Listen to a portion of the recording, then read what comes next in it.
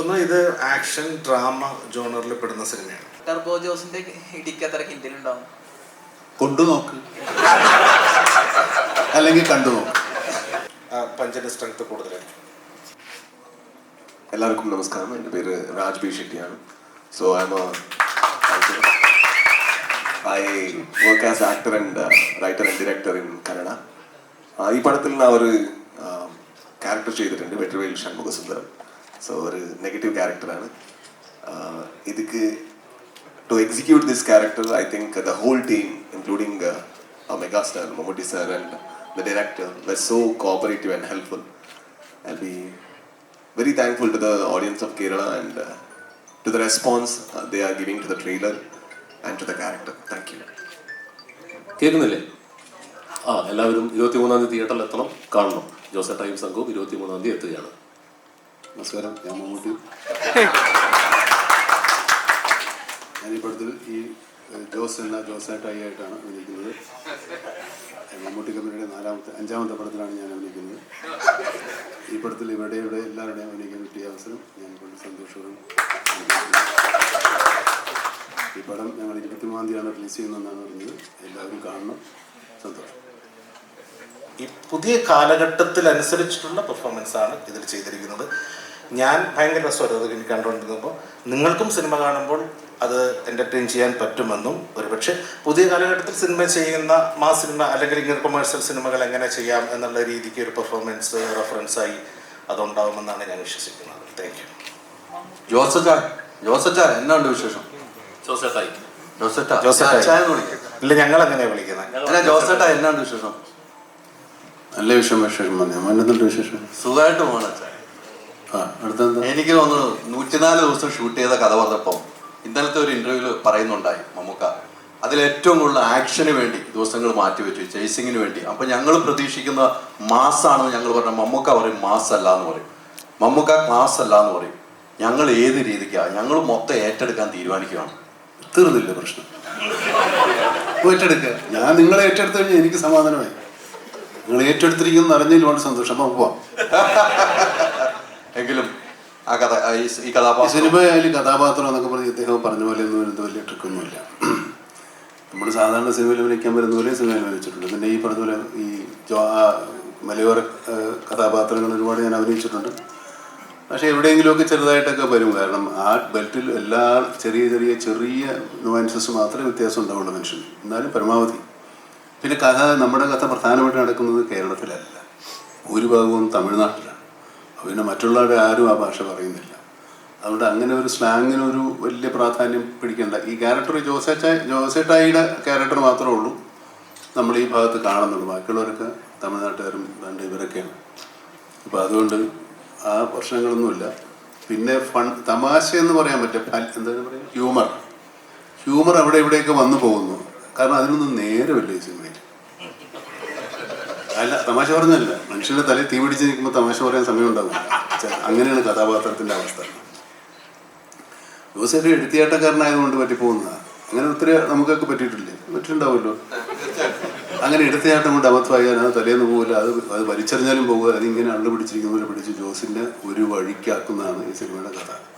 ബാക്കി കഥ ഞാൻ പറഞ്ഞാൽ നിങ്ങൾ സിനിമ കാണാൻ ഇൻട്രസ്റ്റ് ഉണ്ടാകാത്തത് കൊണ്ടെന്ന് തോന്നുന്നത് പോലെ കാണുന്നതാണ് ഞാൻ പറയുന്നത്. മതി, അത് കൃത്യമാണ്. അച്ഛാ, ഈ കഴിഞ്ഞ ദിവസം ഈ ഇന്റർവ്യൂ തന്നെ പറയുന്നുണ്ട്, ആദ്യമായിട്ട് കഥ പറയാൻ പോയപ്പോൾ നിനക്ക് കഥ അറിയാവോന്ന് ചോദിച്ചൊരു സംഭവം മമ്മൂക്കാൻ ഇന്നലെ ഓർമ്മപ്പെടുന്നുണ്ട്. ഞാനൊരു സ്ക്രിപ്റ്റ് റൈറ്ററാണ് എന്ന് ആര് പറഞ്ഞു എന്നോടൊന്ന് ചോദിച്ചത്. ശരി, തമാശ പറഞ്ഞില്ല. നമ്മളിവിടെയൊക്കെ പറയുന്നത് അത്രയും പറഞ്ഞതുകൊണ്ട് അതുകൊണ്ട് നന്നായില്ലേ? തീർച്ചയായിട്ടും രണ്ടാമത്തെ സിനിമയായില്ലേ? അല്ല, ഒരുപാട് സിനിമ കഴിഞ്ഞു. മമ്മൂക്കാടോടെ രണ്ടാമത്തെ സിനിമ. ഈ ടെറൈനിൽ തന്നെ ഒരു ആക്ഷൻ കോമഡി ജോണറിൽ നമുക്ക് പല സിനിമകളും ചെയ്തിട്ടുണ്ട്, നമ്മളൊക്കെ ആസ്വദിച്ചിട്ടുള്ള സംഗതിയാണ്. അപ്പോഴേക്കും വീണ്ടും അതേ ഇപ്പൊ ഒരു അച്ചായനായിട്ടുള്ള ഒരു ക്യാരക്ടർ ചെയ്യാൻ നേരത്ത് മുമ്പ് ചെയ്ത ക്യാരക്ടറിനെ റീവിസിറ്റ് ചെയ്യുകയും കൂടെ ചെയ്യണമല്ലോ. അപ്പൊ എന്നിട്ടായിരിക്കണം ഒരു ക്യാരക്ടർ സെറ്റ് ചെയ്യുക. അപ്പൊ അതിനെ എങ്ങനെയായിരുന്നു നോക്കി കണ്ടത്?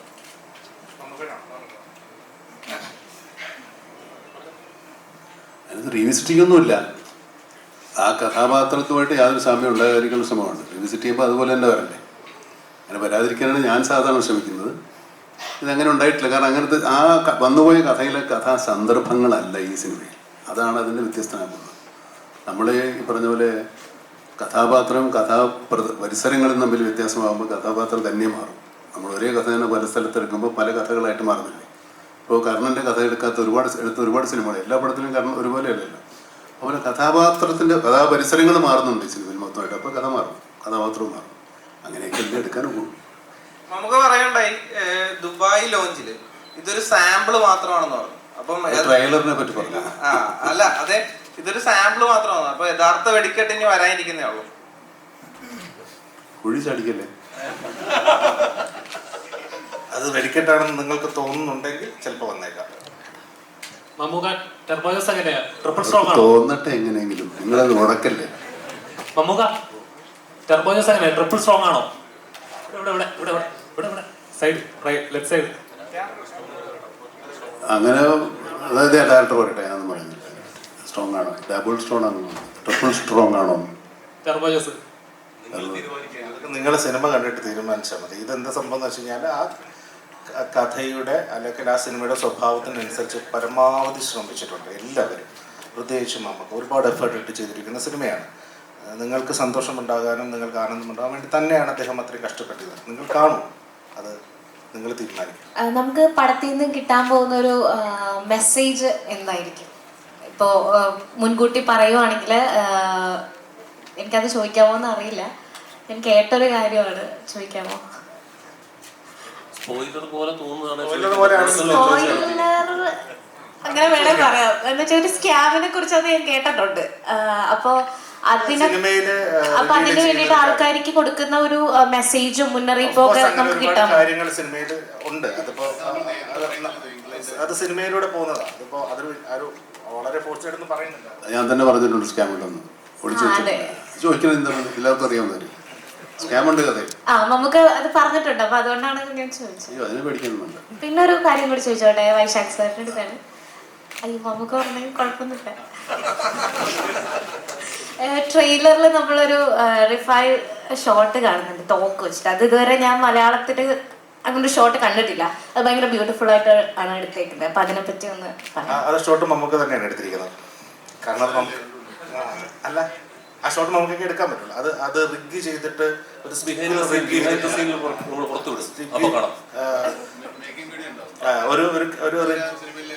ഒരു സ്റ്റിക്കിൽ ഒരു ക്യാമറ റിഗ് ചെയ്തിട്ടാണ്. അവന്റെ ഇടി എന്ന് പറഞ്ഞാൽ ഒരു 1.5 കിൻഡല് വരുന്നു. ടെർബോ ജോസിന്റെ ഇടിക്ക് എത്ര കിൻഡൽ ഉണ്ടാവും? കൊണ്ടു നോക്ക്, അല്ലെങ്കിൽ കണ്ടു നോക്ക്. രാജ്ബിഷരി മമ്മൂക്ക എന്ന് പറയുന്ന ആക്ടറിനെ നമ്മൾ ഇപ്പൊ പല ആളുകളും മമ്മൂക്കയുടെ ചില അച്ചായൻ കഥാപാത്രങ്ങൾ ഇപ്പൊ ബാക്കിയുള്ളവരുടെ അങ്ങനത്തെ ക്യാരക്ടേഴ്സ് എടുത്ത് ചെയ്യുമ്പോൾ മമ്മൂക്കയുടെ അങ്ങനത്തെ ക്യാരക്ടേഴ്സിനെ പോയിട്ട് പഠിക്കുകയും അതിനൊരു മീറ്ററാക്കി വയ്ക്കുകയും ചെയ്യുന്ന അതാണ് അച്ചായൻ ക്യാരക്ടേഴ്സിനുള്ള ഒരു ഐക്കോണിക് സ്റ്റേച്ചർ മലയാളത്തിൽ. ഇപ്പോൾ കോട്ടയം കുഞ്ഞച്ചൻ എന്ന് പറയുന്ന പോലത്തെ ഒരു ക്യാരക്ടറിനെ നമ്മൾ അങ്ങനെ പിന്നെ ആരും സൃഷ്ടിച്ച് കണ്ടിട്ടില്ല. സോ മമ്മൂക്കയുടെ കൂടെ ഓപ്പോസിറ്റ് അത് പെർഫോം ചെയ്ത് കാണിക്കുക. നിങ്ങളും ആദ്യമായിട്ടാണല്ലോ അങ്ങനെ കൊമേഴ്ഷ്യലി ആയിട്ടുള്ള ഒരു വില്ലനായിട്ട് എത്തുന്നത്. മമ്മൂക്കയെ നമ്മൾ കുറച്ച് കാലത്തിന് ശേഷമാണ് ഇത്രയും കൊമേഴ്ഷ്യൽ ആയിട്ടുള്ള ഒരു പ്രൊട്ടഗോണിസ്റ്റ് ആയിട്ട് കാണുന്നത്. സോ എന്തൊക്കെ പുതിയത് കൊമേഴ്ഷ്യൽ സിനിമയെ പറ്റിയിട്ട് മമ്മൂക്കയിലൂടെ മനസ്സിലായി? Everything I learned here is new. നമ്മുടെ വൈശാഖ് സാറുടെ techniques or the way Mithun has written or for example, the first day I went, I was a little scared because of the language. എനിക്ക് മലയാളം അറിയും, പക്ഷേ അവരുടെ മുമ്പ് സംസാരിക്കുമ്പോൾ കുറച്ചും കൂടി ബുദ്ധിമുട്ടുണ്ട്. അപ്പോൾ എനിക്ക് കുറച്ചും കൂടി ഇൻറ്റിമിഡേറ്റ് ആയി.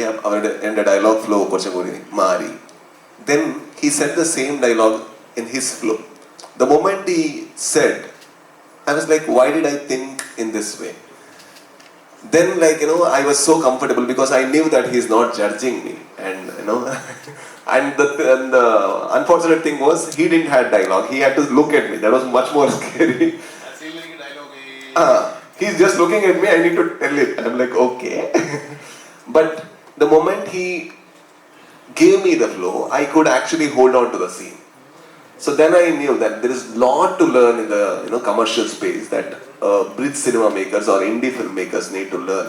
The way they write, the way they approach Vishnu Sharma's camera angle, the way sir perform, or Vaishak, how he ideated the scene and everything. That I think I really say it's a film school to me. But they paid me the fees, that's all. നമുക്കിപ്പോൾ Hitler എന്നുള്ള സിനിമയിലെ action സീനുകളിൽ Mammukka എല്ലാ action സീനുകളും ഇടത് കൈ കൊണ്ടാണ് initiate ചെയ്തിട്ടുള്ളത്. ആ cinema കണ്ടാൽ അറിയാം, നമുക്ക് അത് എഫേർട്ട് എടുത്തിട്ട് എല്ലാം ആക്ഷൻ തുടങ്ങുന്നത് ഇടത് കൈ കൊണ്ടാണ്.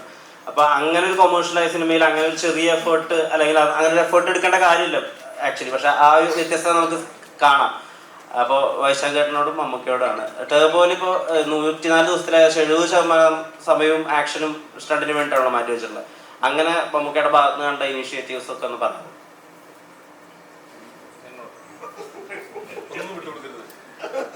ഒന്നാമത് ഇവരൊന്നും പറയാൻ സമ്മതിക്കില്ല.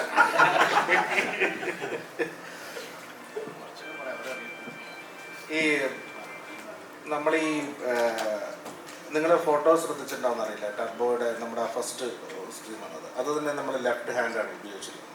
അപ്പോൾ നമ്മൾ ഇതിനകത്ത് ടർബോ പഞ്ച് എന്ന് പറഞ്ഞൊരു പഞ്ച് ഡിസൈൻ ചെയ്തിട്ടുണ്ട്. അപ്പോൾ അത് ലെഫ്റ്റ് ഹാൻഡ് പഞ്ചാണ്. ആ പഞ്ചിൻ്റെ സ്ട്രെങ്ത് കൂടുതലായിരിക്കും. നമുക്ക് എന്നോട് പറഞ്ഞിരുന്നു അടിയോടടി സിനിമ തരാമെന്ന്. വാക്ക് വലിച്ചിട്ടുണ്ട്. ഈ ഇപ്പം ഭീഷ്മത്തിൽ നമ്മൾ നോക്കാൻ നേരത്ത് അതിന്റെ ഫൈറ്റ് സീക്വൻസിലൊക്കെ ബോൾട്ട് പോലത്തെ ഉള്ള ന്യൂ ടെക്നോളജീസുമായിട്ട് നമുക്ക് മല്ലിടുന്നതാണ്, ഇല്ലെങ്കിൽ അതിനെ തോൽപ്പിക്കുന്നതാണ്. അപ്പം നേരെ മറിച്ച് ഇപ്പം ടർബോയിൽ വരാൻ നേരത്ത് ഫൈറ്റ് സീക്വൻസിന്റെ അകത്ത് ഇപ്പം ട്രെയിലർ കട്ട്സിലൊക്കെ നമ്മൾ കണ്ടത് ഗംഭീരമായിട്ടുള്ള ഷോട്ട്സ് കാര്യങ്ങളൊക്കെയാണ്. അതിനെ എങ്ങനെയായിരുന്നു ഈ ടെക്നോളജിയുമായിട്ട് നമുക്കിവിടെ മല്ലിടല്? നമുക്ക് ടെക്നോളജി മല്ലിടേണ്ട കാര്യമില്ല, വളരെ നല്ല ധാരണ ടെക്നോളജിയിലുള്ള ആളാണ്, നമുക്ക് പറഞ്ഞു തരും. അപ്പോൾ ഇതിൽ നമുക്ക് ഉപയോഗിക്കാൻ പറ്റുന്ന സാധ്യത ഇപ്പോൾ സാധ്യമായിട്ടുള്ള ഒരു പരമാവധി ലഭിക്കാവുന്ന എല്ലാ ടെക്നോളജികളും എല്ലാ എക്യുപ്മെൻറ്റ്സുകളും ഉപയോഗിക്കാൻ ശ്രമിച്ചിട്ടുണ്ട്. അതൊക്കെ കമ്പനി പ്രൊവൈഡ് ചെയ്തിട്ടുണ്ട്. അപ്പോൾ അത് വെച്ച് നമുക്ക് ചെയ്യാവുന്ന ഒരു ബെസ്റ്റ് കൊടുക്കാൻ പറ്റിയെന്നാണ് വിശ്വാസം. കണ്ടു നോക്കും. ചേട്ടാ, അപ്പോൾ ഈ മമ്മൂക്കയുടെ വോയിസ് മോഡുലേഷൻ്റെ ഭയങ്കര ഒരു ഫാനാണല്ലോ. അപ്പോൾ ഈ ഓസ്ലറി ഡെവിൾസ് ഓൾട്ടർനേറ്റീവും അല്ലെങ്കിൽ ഇതിനകത്ത് ടർബോ ജ്യൂസ് എന്നൊക്കെ പറയുമ്പോൾ നമുക്ക് കിട്ടുന്ന ഒരു ഇമ്പാക്റ്റ് ഉണ്ടല്ലോ. ഈ മമ്മൂക്ക പറയുമ്പോൾ അതൊരു ഭയങ്കര ഡിഫറെൻറ്റ് ബോൾ ഗെയിമാണ്. അപ്പോൾ ഈ ഡയലോഗ്സ് എഴുതുമ്പോഴും എന്തൊക്കെ എഫേർട്ടുകൾ ആ ഒരു ഫാൻ ബോളിൽ നിന്ന് ഉണ്ടായിട്ടുണ്ട്? നമ്മളങ്ങനെ ഒരു ഭയങ്കര ചീസി ഡയലോഗുകൾക്ക് ഇതിനകത്ത് അങ്ങനെ കാര്യമായിട്ട് ശ്രമിച്ചിട്ടില്ല. ഇപ്പോൾ ജോസേട്ടായി പറഞ്ഞതുപോലെ തലയ്ക്ക് മീതെ പ്രശ്നങ്ങൾ വന്ന് നിൽക്കുമ്പം വർത്തമാനം പറയാൻ പോലും പറ്റാത്ത അവസ്ഥയിലാണ് പുള്ളി പല ഘട്ടങ്ങളിലും നിൽക്കുന്നത്. പിന്നെ ഉള്ള ഡയലോഗുകൾ, രസമുള്ള ഡയലോഗുകൾ ഉണ്ടെന്ന് ഞാൻ വിശ്വസിക്കുന്നത് പുള്ളി പറയുമ്പം അതിനൊരു ഭംഗി ഉണ്ടാവുമല്ലോ. ആ ഭംഗി നിങ്ങൾക്ക് പ്രതീക്ഷിക്കാമെന്ന് എനിക്ക് തോന്നുന്നു. നമ്മൾ എഴുതിയിട്ടേ ഉള്ളൂ, ബാക്കി അദ്ദേഹത്തിൻ്റെ കയ്യിൽ അദ്ദേഹം പറയുമ്പോൾ ഉണ്ടാകുന്നൊരു ഭംഗിയുണ്ടല്ലോ, അതുണ്ടാവും. ഈ കഥ പറയാൻ പോകുമ്പോൾ മമ്മൂക്ക അടുത്ത് രണ്ടാമത്തെ സിനിമയാണ് ചെയ്തത്. ഈ കഥ പറയാൻ പോകുമ്പോൾ മമ്മൂക്കായുമായിട്ട് സംസാരിക്കുമ്പോൾ ഇത്തരം ഒരു കഥയാണ് ചെയ്യുന്നത്. നമുക്ക് തോന്നുന്നു കുറേ ആക്ഷൻ ഉള്ളതുകൊണ്ടാണ് വീണ്ടും വീണ്ടും ചോദിക്കുന്നത്. വേറെ പല രീതിക്ക് മേക്കിംഗ് ചെയ്ത സ്ക്രിപ്റ്റ് എഴുതിയിട്ടുള്ള ആളുകളാണ്. ഈ കഥ പറയുമ്പോൾ മമ്മൂക്ക എങ്ങനെയാണ് താങ്കളെടുത്തൊരു പ്രതികരണം നടത്തിയത് ആദ്യം ഫസ്റ്റ് ടൈം? ഞാനും വൈശാഖനും കൂടെ പൂനെയിൽ കണ്ണൂർ സ്പോണ്ട് ലൊക്കേഷനിൽ പോയിട്ട് കഥ പറയുമ്പം കഥ കേട്ടപാടെ പുള്ളി അത് ഇത്രയും ആക്ഷനോട് കൂടി തന്നെയാണ് പറഞ്ഞത്. പുള്ളി അത് ഓക്കെ അടിച്ചു. അത് ചലഞ്ചായിട്ട് ഏറ്റെടുത്തുകൊണ്ടായിരിക്കുമല്ലോ ഇങ്ങനെ ഒരു സിനിമ ചെയ്യാമെന്ന് തീരുമാനിച്ചത്. അപ്പം ഒരുപാട് ആക്ഷനുണ്ട്, ഒരുപാട് നൈറ്റ് സീക്വൻസുകളുണ്ട്. അപ്പോൾ അത് പുള്ളി അത് അപ്പം തന്നെ അത് ഓക്കെ അടിച്ചതിൻ്റെ കാരണം അതൊരു ചലഞ്ചായിട്ട് ഏറ്റെടുക്കാൻ തീരുമാനിച്ചതുകൊണ്ടായിരിക്കുമെന്ന് എനിക്ക് തോന്നി. അത് അങ്ങനെ തന്നെ ആയിരുന്നു. അത് ഞാൻ തന്നെയാണ് പ്രൊഡ്യൂസ് ചെയ്യുന്നതെന്ന് പറഞ്ഞു. അതെ, അത് മറ്റൊരു ചലഞ്ച്. നമ്മുടെ മാഷിനെ കണ്ടപ്പോൾ ഇവിടെ ഒരു സിനിമയുടെ ലൊക്കേഷൻ മാഷ് പറഞ്ഞൊരു ഡയലോഗാണ്. ഞാൻ ചോദിക്കുകയാണ്, മമ്മൂക്ക വീണ് കിടന്നു നമ്മളെ സ്റ്റേജിൽ കാണുകയും ചെയ്തു. വീണ് കഴിഞ്ഞപ്പോൾ എഴുന്നേറ്റ് കഴിഞ്ഞപ്പം വേറൊരു ഡൂപ്പിട്ട് ചെയ്യാമെന്ന് മമ്മൂക്ക അത് വേണ്ട, ഇത് ഞാൻ തന്നെ ചെയ്യുമെന്ന് 95% മമ്മൂക്ക തന്നെയാണ് ചെയ്തതെന്നാണ് അദ്ദേഹം നമ്മളോട് പറഞ്ഞത്. ശതമാന കണക്കുകളൊന്നും എടുക്കേണ്ട കാര്യമില്ല. ടെക്നോളജിയുടെ ഭാഗമായിട്ട് വിടും. മമ്മൂക്കയുടെ എല്ലാ എഫേർട്ടും എടുത്തിട്ടുണ്ട്. ചെയ്തു എന്നാണ് പറഞ്ഞത്. അതാണ് നമുക്ക് സമ്മതിക്കില്ല അങ്ങനെ. വേറെ അദ്ദേഹം അതിൽ മാത്രമല്ല, നമ്മൾ തൻ്റെ ബോഡി ലാംഗ്വേജിന് ഭയങ്കരമായി കോൺഷ്യസ് ആയിട്ടുള്ള ആളാണ്. അപ്പം അങ്ങനെ ഒരുപാട് വേറെ ഷോട്ടുകൾ എടുക്കാൻ സമ്മതിക്കുന്ന ഒരാളല്ല പുള്ളി. അതിനുവേണ്ടി ഫൈറ്റ് ചെയ്യുന്ന ആളാണ്. നിങ്ങൾ സിനിമയുടെ എന്റർടൈൻമെന്റ് ആയി കാണും, അത് എൻജോയ് ചെയ്യും. നമുക്ക് ഫൈറ്റ് ചെയ്തേക്കാണ്, ഫൈറ്റ് ചെയ്തിരിക്കാം. നമുക്ക് വെച്ച് ഷൂട്ട് ചെയ്യാൻ വേണ്ടി ഫൈറ്റ് ചെയ്തിരിക്കുക. അതാണ് സത്യം. ജോൺ ചേട്ടായി നേരത്തെ പറഞ്ഞ പോലെ 4 സിനിമകൾ മമ്മൂക്കാനെ വെച്ചിട്ട് ഇതുവരെ അവസരം കിട്ടി. ഇപ്പോഴാണ് തന്നെ മമ്മൂക്ക 5ാമത്തെ സിനിമയാണ് മമ്മൂട്ടി കമ്പനിയാണ്. ഇനി 400 സിനിമയെന്നാണ് പറഞ്ഞിരിക്കുന്നത്, 40 സിനിമയെന്നാണ് പറഞ്ഞേക്കുന്നത്. സത്യമാണെങ്കിൽ ഒന്ന് മമ്മൂക്ക അടുത്ത് വിളിച്ചെന്ന് ചോദിച്ചൊന്ന് ഉറപ്പിക്കണം എല്ലായിരിക്കും. ഇല്ല, ഞാനും മമ്മൂക്കയും അങ്ങനെ ഉറപ്പിക്കേണ്ട കാര്യമില്ല. ഒരു മാനസിക വ്യാപാരമുണ്ട്, അതാണ് എൻ്റെ വിശ്വാസം. ഈ ജോണിച്ചാന്റെ കഥാപാത്രം എന്ന് പറയുകയാണെങ്കിൽ ഇതിന്റെ കഥാപാത്രം എന്ന് പറയുന്നത് കുഴപ്പമില്ല തോന്നുന്നു. എന്റെ കഥാപാത്രം പറഞ്ഞാൽ ഇതിന്റെ മൊത്തത്തിലുള്ള ത്രില്ല് പോകും. അത് പറയാൻ നമുക്കിവിടെ വരാൻ അറിയിക്കുന്ന ഒരു കഥാപാത്രമാണ്.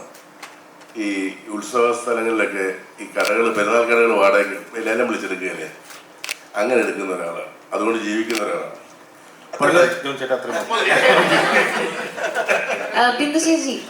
ബിന്ദു ചേച്ചിനെ നമ്മള് ലാസ്റ്റ് ആയിട്ട് എന്റെ ഓർമ്മയില് റോഷാക്കിലാണ് മമ്മൂക്കയുടെ ഒരു ഓപ്പോസിറ്റ് നിന്ന് കണ്ടേക്കുന്നത്. അപ്പൊ ടെർബോയില് എങ്ങനെയായിരിക്കും? സംസാരിക്കുന്നതിന് മുമ്പ് ഒരു സെക്കൻഡ്, ഞങ്ങൾ ഒരുപാട് കഷ്ടപ്പെട്ട ഒരു കാസ്റ്റിംഗ് ആയിരുന്നു കേട്ടോ. അപ്പൊ അത് നിങ്ങൾക്ക് ഇഷ്ടപ്പെട്ടു? അതെ ചേച്ചി ഒരുപാട്, അതെ ചേച്ചി പറഞ്ഞു. അതെ, റോഷാക്കില് വ്യത്യസ്തമാണ്, ഓപ്പോസിറ്റാണ്. പക്ഷെ ഇപ്പൊ മമ്മൂക്കയുടെ അടുത്ത് തന്നെയാണ്. വിദ്യ ചേച്ചി, ഇപ്പോൾ സായി ചേട്ടൻ പണ്ടൊരു ഇന്റർവ്യൂവിൽ പറഞ്ഞിട്ടുണ്ട്, എനിക്ക് നേരിട്ട് വിളിക്കാൻ പറ്റില്ല മമ്മൂക്കനെ, ഏടാ ഇങ്ങ് വാടാ ഒന്നും പറയാൻ പറ്റില്ല. അപ്പോൾ മമ്മൂക്കയുടെ അച്ഛനാവാൻ പറ്റുന്നുണ്ടല്ലോ രാജമാണിക്യത്തിലൊക്കെ, അതൊരു സൗകര്യമാണ്. അതുപോലത്തെ സൗകര്യം ആസ്വദിച്ചിട്ടുണ്ടോ ടെർബോയിൽ? തീർച്ചയായിട്ടും. അത് ടെർബോ മാത്രമല്ല,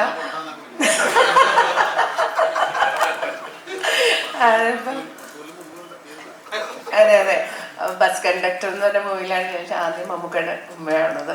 ഇതെനിക്ക് സെക്കൻഡ് ടൈമാണ്. എനിക്ക് വളരെ സന്തോഷമാണ്. ഈ പറഞ്ഞതൊക്കെ ഞാനും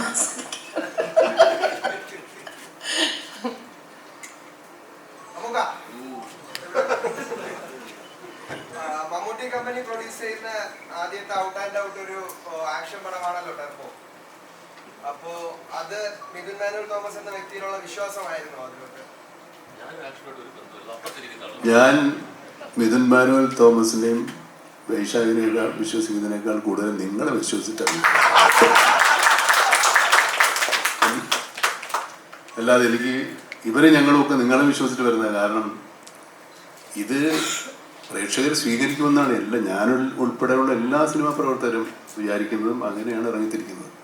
ചിലരുടെയൊക്കെ ഊഹങ്ങളൊക്കെ തെറ്റിപ്പോവും, ചിലതൊക്കെ ശരിയാവും. എല്ലാവർക്കും എപ്പോഴും എല്ലാം ശരിയാവില്ല. ഇത് ശരിയാക്കണേ. ഇപ്പം നമുക്കറിയാം, മാസ് സിനിമകള് ഇല്ലെങ്കിൽ ആക്ഷൻ സിനിമകൾ എന്ന് പറയാൻ നേരത്തെ തന്നെ മലയാളികൾക്ക് ഓർമ്മ വരുന്ന ബിഗ് ബിയും ഭീഷ്മറും. അപ്പൊ അതിൻ്റെ അകത്ത് ബിഗ് ബിയില് ഗോപി സുന്ദർ ചെയ്ത് വെച്ചിരിക്കുന്ന സ്കോർ എന്ന് പറയുന്നത് യോ ബിഗ് ബി എന്നൊക്കെ പറഞ്ഞിട്ട് ഇന്നും വൈറലായിട്ടുള്ള ഒരു സ്കോറാണ്. അത് കഴിഞ്ഞ് ഭീഷ്മറത്തില് സുഷിൻ ചെയ്ത് വെച്ചിരിക്കുന്ന ഒരു ലെയർ. അതിനുശേഷമാണ് നമുക്കടെ ടർബോയിൽ ക്രിസ്റ്റ വരുന്നത്. അപ്പം ഈ പറഞ്ഞ പോലെ തിയേറ്ററിനെ പ്രകമ്പനം കൊള്ളിക്കാനുള്ള സാധനം ഉണ്ടോ?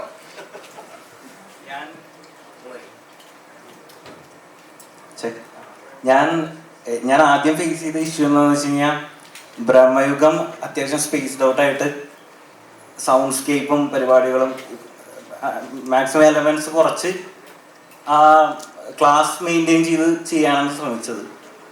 നേരെ എക്സ്ട്രീം അറ്റത്താണ് ഇപ്പുറത്ത് ടർബോ വന്നത്. അപ്പോൾ ആദ്യം ഞാൻ വൈശാഖിനോട് പറഞ്ഞു, ചേട്ടാ എനിക്ക് കുറച്ച് ടൈം തന്നെ, ഞാനിത് ദ്രവ്യത്തിൽ നിന്ന് ഇറങ്ങി ഇതിലോട്ട് കയറാനുള്ള ടൈം തന്നെ എന്ന് പറഞ്ഞു. പക്ഷെ ഗ്രാജുവലി ചെയ്തു വന്നു. പിന്നെ ഈ പറഞ്ഞ പോലെ മാസ് പരിപാടി തന്നെ ആയിട്ട് വന്നിട്ടുണ്ട്. പ്രകമ്പനം കൊള്ളിക്കുമെന്നൊക്കെ നമ്മൾ കണ്ടു നോക്കിയിട്ട് പറ. ഇത് ഇലക്ട്രോണിക് പരിപാടികൾ ഉണ്ട്. എനിക്ക് കൂടുതലും ഇഷ്ടമുള്ള ജോണറാണ്. പിന്നെ സൗത്ത് സൈഡ് നമ്മൾ കുറച്ച് പെർക്കഷൻസ് ഒക്കെ റെക്കോർഡ് ചെയ്തായിരുന്നു സപ്തയില്. അപ്പം അങ്ങനത്തെ പരിപാടികളും ഉണ്ട്. മൊത്തത്തിൽ ഹൈബ്രിഡ് ആയിട്ടാണ് ചെയ്തേക്കുന്നത്. ഇല്ല, ഇത് ടെക്നോളജി ഇല്ല, പക്ഷെ കുറച്ച് പുതിയ സൗണ്ട്സ് ഇലക്ട്രോണിക്കലി നമ്മൾ ഉണ്ടാക്കിയെടുത്തിട്ടുണ്ട്. മറ്റേ മാനുവലി അല്ല, അല്ലാതെ ഡിജിറ്റലി ഇതിലും സിന്തിലുമായിട്ട്. അതെ, ഇത് മറ്റേ പണിയായിരുന്നിരുന്നു. ഇതിൽ മറ്റേ ഫുൾ സിന്തിലും ഇതിലൊക്കെ ആയിട്ട് കുറച്ച് സൗണ്ട്സ് ഉണ്ടാക്കിയിട്ടുണ്ട്. ഈ നമുക്കവിടെ സ്ലോ മോഷൻ ഷോട്ട്സിന് വേണ്ടിയിട്ട് RR ചെയ്യില്ലേ? അപ്പൊ ഈ ഫാൻ ബോയ് ഉണരോ?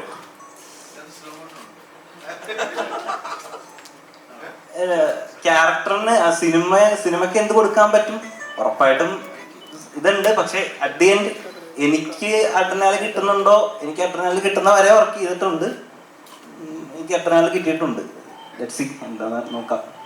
ശബരീഷ്, ഇപ്പോൾ ഈ നമുക്കടെ അനിയൻ സ്ഥാനത്തേക്ക് വരുന്ന കഥാപാത്രങ്ങൾ ചെയ്തവരൊക്കെ കുറച്ച് പേരെടുത്തിട്ടുണ്ട്. ഇപ്പോൾ അത് നമുക്ക് റഹ്മാനിൽ കാണാം, ബിജു മേനോനിൽ കാണാം, ജയറാമിൽ കാണാം. അങ്ങനെ എല്ലാ ആളുകളിലും നമുക്കടെ അനിയൻ സ്ഥാനത്ത് അല്ലെങ്കിൽ നമ്മുടെ കൂടെയുള്ള ആളാവുന്നത് ഒരു കരിയർ അപ്ഗ്രേഡാണ്. ഇപ്പോൾ ടർബോ ആ വിധത്തിലൊരു അപ്ഗ്രേഡ് ആയിരിക്കും ആണെന്നല്ലേ പറഞ്ഞു. ഇപ്പോൾ ആവട്ടെ, സന്തോഷമല്ലേ ഉള്ളൂ അതിൽ. നമുക്ക് 23-ാം തീയതിക്ക് ശേഷം അറിയാം.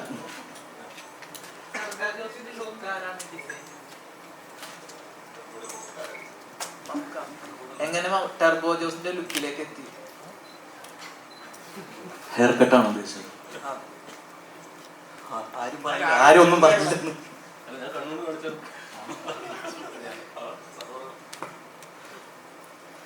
അത് എന്തെങ്കിലും ഒരു പ്രത്യേകത വേണ്ടതെന്ന് വിചാരിച്ച് ചെയ്തതാണ്. അതിനുമുമ്പ് ഞാനൊരു വെക്കേഷന് വേണ്ടി ചെറുതായിട്ട് മുടി വെട്ടിയിരുന്നു. അപ്പോൾ കുറച്ച് ദിവസം ഷൂട്ടിങ് തുടങ്ങുന്നതിന് മുമ്പ് ചെറിയൊരു വെക്കേഷൻ ഉണ്ടായിരുന്നു. അപ്പോൾ മുടിയിലൊക്കെ ഒന്ന് പണം നോക്കിയതാണ്. അപ്പോൾ തിരക്കേടില്ലാന്ന് ഇവർ പറഞ്ഞു, അങ്ങനെ ഒത്തതാണ്. അല്ലാണ്ട് അതിന് വേണ്ടി ഒരു പരിപാടികളുണ്ട് ഇല്ലേ. പൂർവ്വം ചെയ്തിട്ടെന്ന് ചോദിച്ചാൽ ഉണ്ട്. അതങ്ങനെ മെയിൻറ്റെയിൻ ചെയ്തു.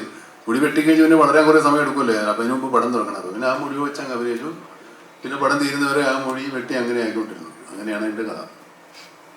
പടത്തിനകത്ത് 2-3 ഷർട്ടും കൊണ്ടൊക്കെ ഉള്ളൂ. പിന്നെ ഡയറ്റ് അപ്പോൾ ഡ്രസ്സിൻ്റെ കാര്യത്തിൽ വലിയ പ്രശ്നങ്ങളൊന്നുമില്ല. മമ്മൂക്ക വണ്ടികളെ ഒരുപാട് ഇഷ്ടപ്പെടുന്ന ഒരാളാണ് താങ്കൾ. ഇവിടുത്തെ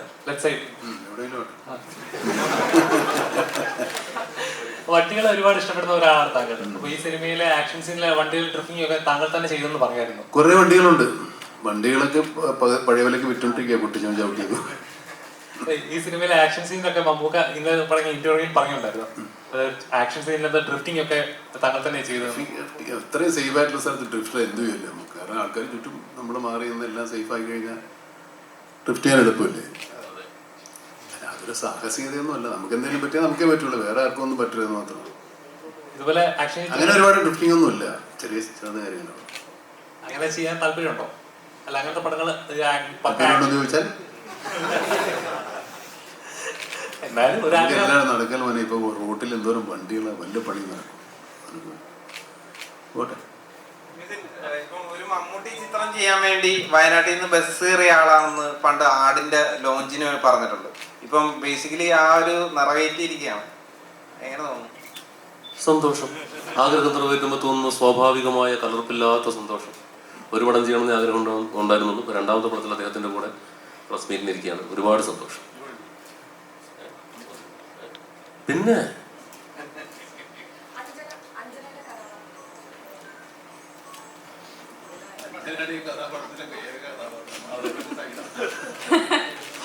എൻ്റെ കഥാപാത്രത്തിൻ്റെ പേര് ഇന്ദുലേഖ എന്നാണ്. അതിൽ കൂടുതൽ എന്താ പറയുന്നത് മിഥുൻ ചേട്ടാ? ഓക്കെ. ബാങ്കിൽ വർക്ക് ചെയ്യുന്ന, ബാങ്ക് മാനേജറായിട്ട് വർക്ക് ചെയ്യുന്ന ഒരാളാണ്.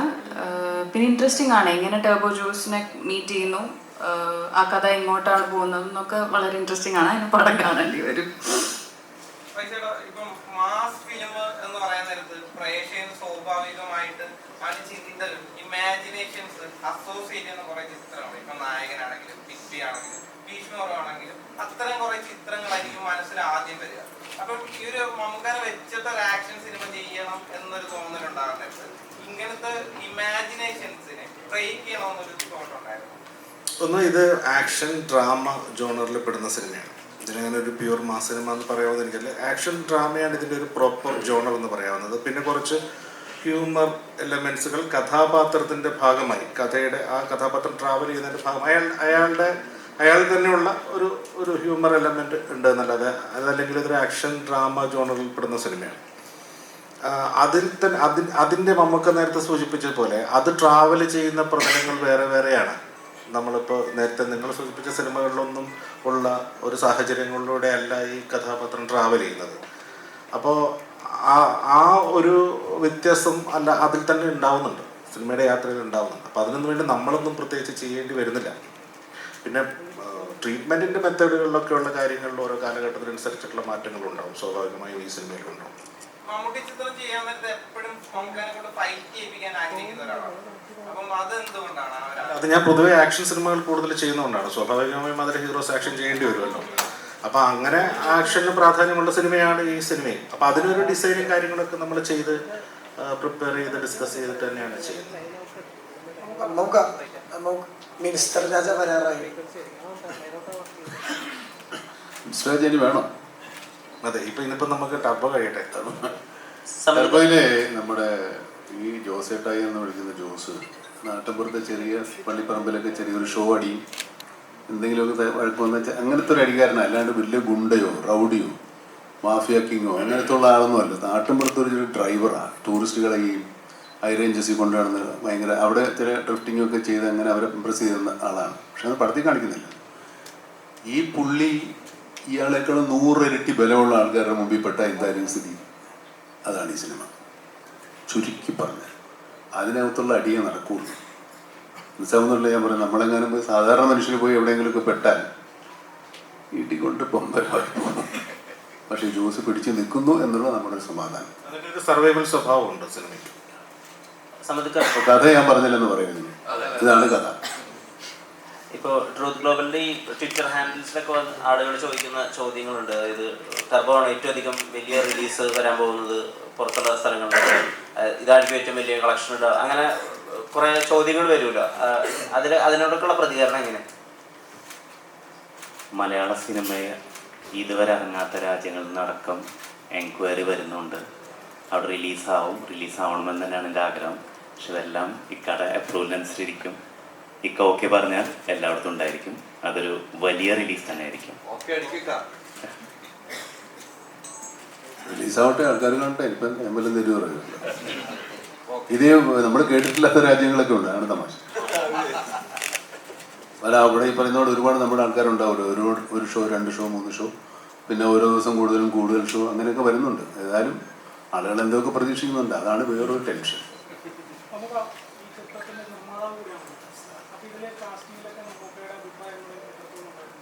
മമ്മൂക്കയോട് ചോദിച്ചിട്ടാണ് എല്ലാ കാസ്റ്റിങ്ങും ചെയ്തിരിക്കുന്നത്. ഏത് സിനിമ ഞാൻ ചെയ്യുമ്പോഴും അതിൻ്റെ നിർമ്മാതാക്കളോട് ചോദിച്ചിട്ട് തന്നെയാണ് എല്ലാ കാസ്റ്റിങ്ങും ചെയ്യാറുള്ളത്. കാരണം അവരാണല്ലോ പൈസ കൊടുക്കേണ്ടത്. അവരോട് ചോദിക്കാതെ ഒരു കാസ്റ്റിംഗ് വയ്ക്കാൻ പറ്റില്ല.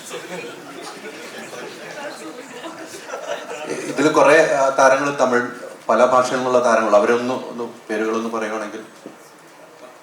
ഇതിനകത്ത് മേജർലി നമുക്കുള്ളത് ഇദ്ദേഹവും സുനിലുമാണ്. അദ്ദേഹത്തിൽ നിന്ന് വരാൻ പറ്റും. പിന്നെ തമിഴ്നാട്ടിൽ നിന്നുള്ള നിങ്ങൾ കണ്ടിട്ടുള്ള ഒരുപാട് ആളുകൾ, ഒരുപാട് പേരുണ്ട്.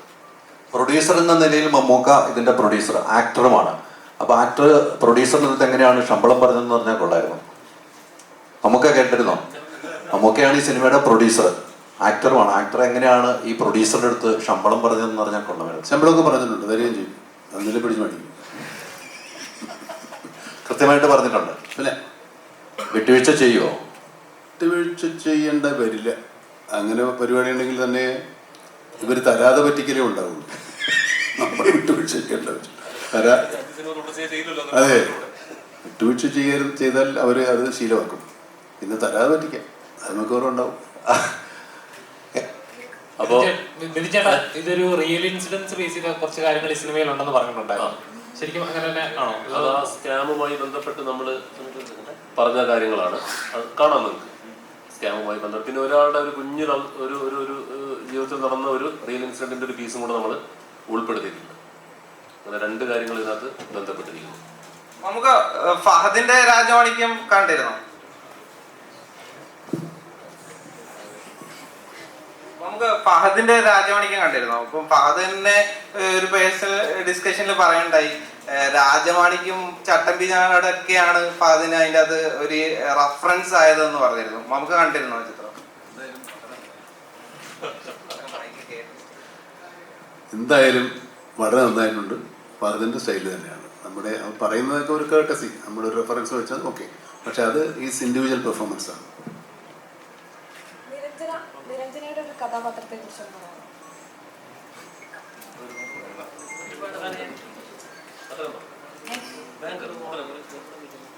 നിതിൻ ചേട്ടൻ പറഞ്ഞ പോലെ സിത്താര എന്ന ക്യാരക്ടറിന്റെ പേര് ബാങ്കറാണ്.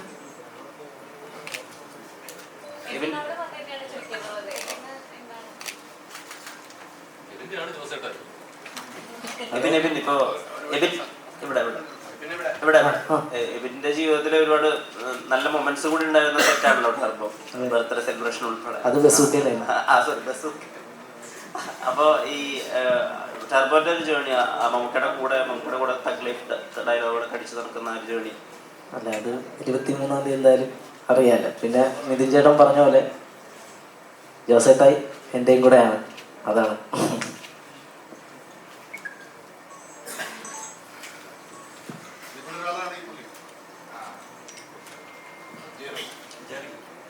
എൻ്റെ കാര്യം പറഞ്ഞു. ഇപ്പം മമ്മൂക്കയുടെ സ്ക്രിപ്റ്റ് സെലക്ഷനെ കുറിച്ച് പാൻ ഇന്ത്യയിൽ തന്നെ ശ്രദ്ധിക്കപ്പെടുന്ന പല സ്റ്റേറ്റ്മെന്റ്സും പല സെലിബ്രിറ്റീസും പറയുന്നുണ്ട്. ഒരു ക്രിയേറ്റർ എന്ന നിലയിൽ എങ്ങനെയായിരുന്നു ഇതിനെയൊക്കെ നോക്കി കാണുന്നത് മമ്മൂക്കയുടെ സ്ക്രിപ്റ്റ് സെലക്ഷൻസും കാര്യങ്ങളും? I think the first question I asked him when I met him was the same thing, because I'm a director who acts, and I'm very scared when I act in other script, because it's not only about selecting the script, it's also about them selecting the team, and selecting the team which actually is very passionate when we go on ground. Some people might write it very well, but they may not execute very well. Some might execute very well, they may not promote very well. So these are the stages that cinema has. So how do you select the script is the question that I had. And he said one beautiful thing, that is like, art is risky. I think that's the beauty of art. The moment we want to make it risk free, then we need to observe and learn.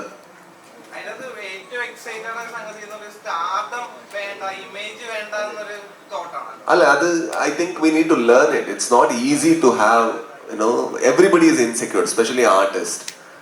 To have no insecurities when you select script and, for example, the moment somebody 1,000 people clap, you want 2,000 people to clap.